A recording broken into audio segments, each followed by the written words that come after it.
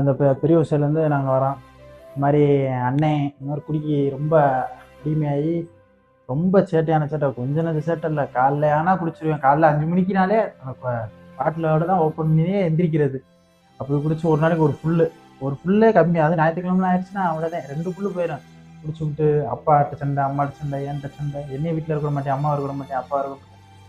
இப்படி போய்கிட்டே இருந்துச்சு. ரொம்ப சிரமமாக இருந்துச்சு.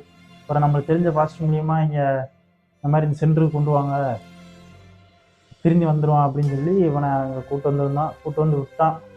விட்டு இப்போ இந்த 2 மாதம் வச்சுருந்ததில் நல்ல முன்னேற்றம். அவனே நான் குடிச்சனால காசு பூரா போச்சு. எல்லாமே தெளிவாக பேசுகிறேன், எல்லாமே பண்ணுறான். இது இப்படியே இவன் கண்டிப்பாக கண்டினியூ பண்ணுவான், எனக்கு நம்பிக்கை இருக்குது. இந்த சென்டர்லேருந்து தான் எங்களுக்கு நிறையா உதவி பண்ணாங்க. நானுமே அமௌண்ட்டுமே நான் ஒன்றுமே ரெடி பண்ண முடியல.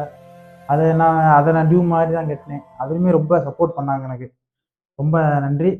இப்போ இவன் எங்கள் அண்ணன் நல்லா இருப்பான்னு எனக்கு நம்பிக்கை இருக்குது. இந்த குடிப்பழக்கத்துலேருந்து இங்கே வந்தால் கண்டிப்பாக விடுதலை கிடைக்கும். அதுக்கு வந்து கேரண்டி கொடுக்கலாம். ரொம்ப நன்றி.